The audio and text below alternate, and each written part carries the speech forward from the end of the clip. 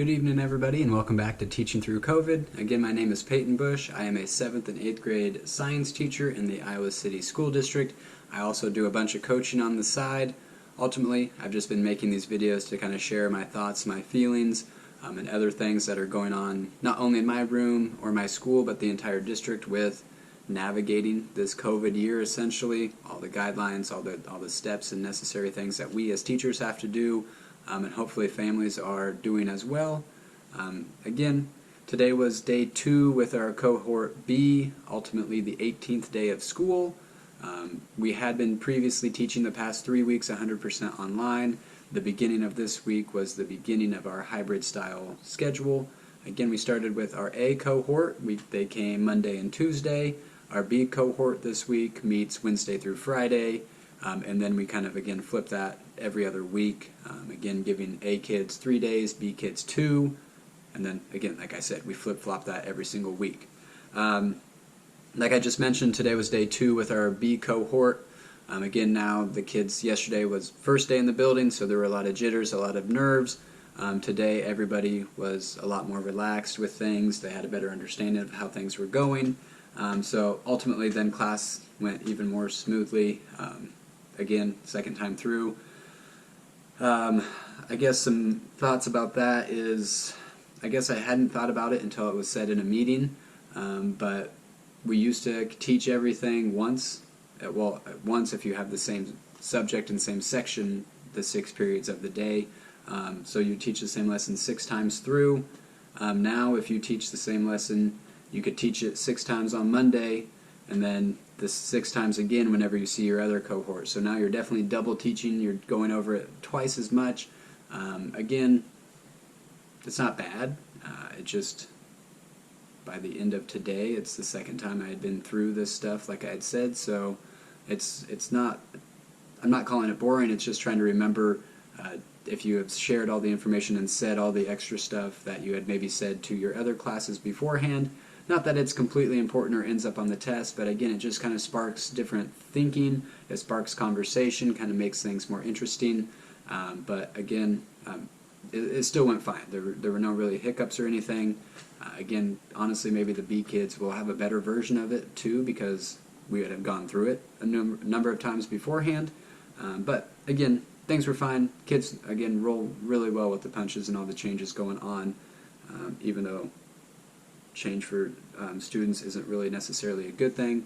My students have seemed to adapted pretty well to all the things that are being thrown at them. Another thing I noticed, my B cohort classes are a lot bigger than my A cohort kids, so that changes the dynamic a little bit as well. There's a lot more conversation pieces that we can talk about. Kids ask a little bit more questions just because there's more people involved in contributing to the conversation. So we didn't necessarily get through as much on our day 2 with the B cohort that we did with the A cohort, but again, ultimately, it'll be fine. It's not the end of the world. Again, it's still 7th and 8th grade science. This is not going to determine if they get into law school or to medical school, or if they end up as a doctor or whatever the case may be. This is, again, just to introduce them to science, the scientific thinking and the scientific method, allow them an opportunity to learn a little bit about all of the different sciences instead of just really focusing on biology or chemistry. We spend the year, like I said, each unit is a different field of study of science, so again, they kind of get a broader scope of what science is really like, and not just kind of that canned idea of either you're a biologist or a chemist.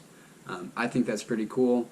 It does kind of make it a little challenging because you're trying to make those connections still from lesson to lesson, and when you go from like a biology unit to like a physics unit, those connections can be a little bit more difficult for us teachers to try to make, and then with the students not completely understanding the material as well as we do, the connecting of the dots is even more difficult.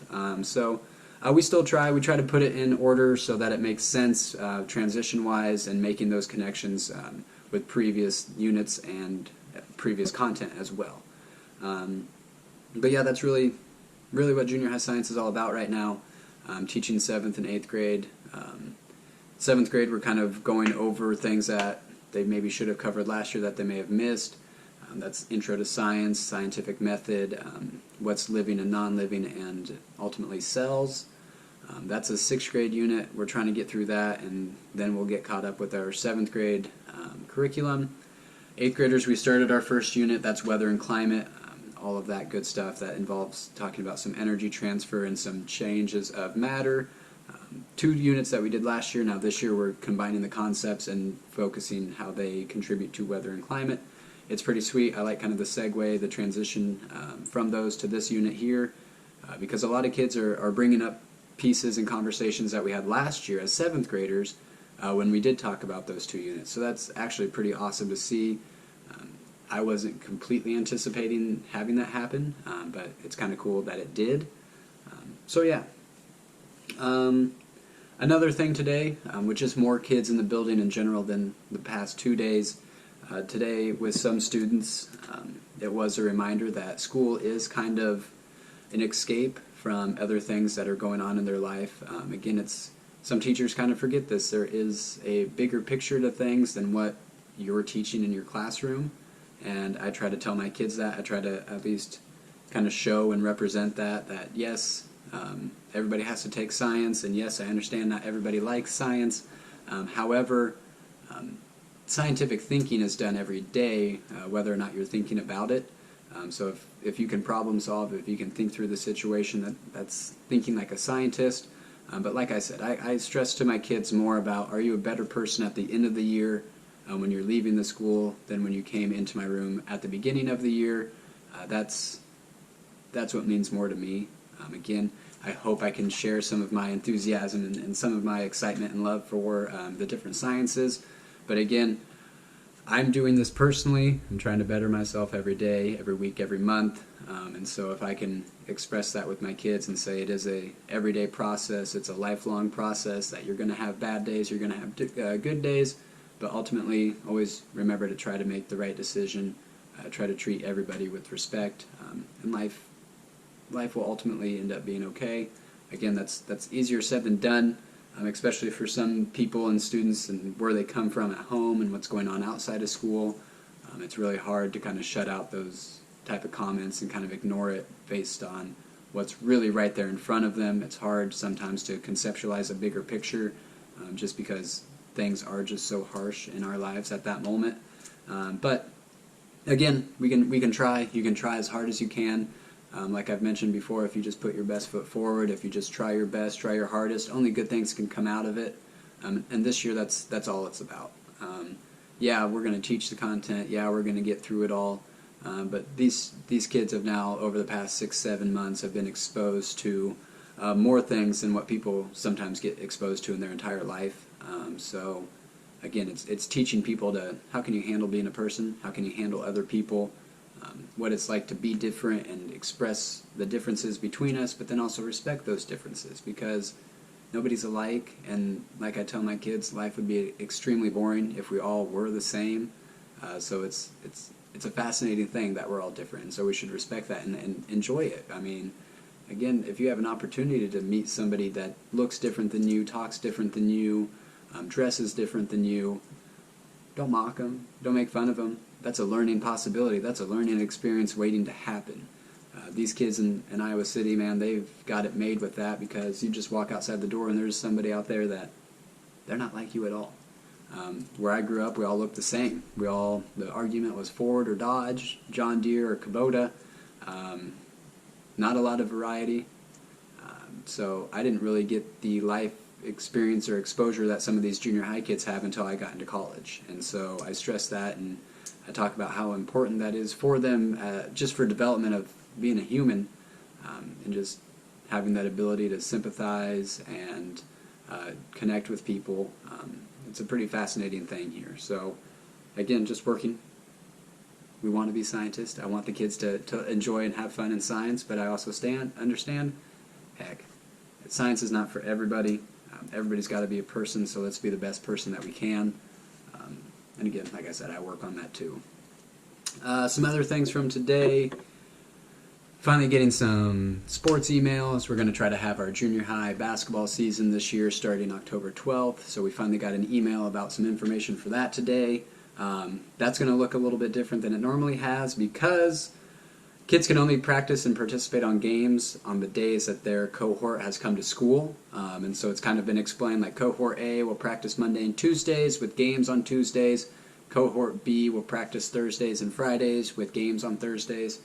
But that will really be weird for numbers because, again, normally everybody's just together on one team and then we break it up between 2 A teams, 2 B teams, and 2 C teams. But now with only being able to have a possible fourth of the school sign up for the beginning or end of the week, as of right now our numbers are really low. So we're trying to get some more kids out, try to get those numbers up. But again, we'll deal with what we have. We'll teach those that want to come out and play. Again, we all understand maybe why kids maybe don't want to come out. It may not be their choice, and we respect that. We completely understand.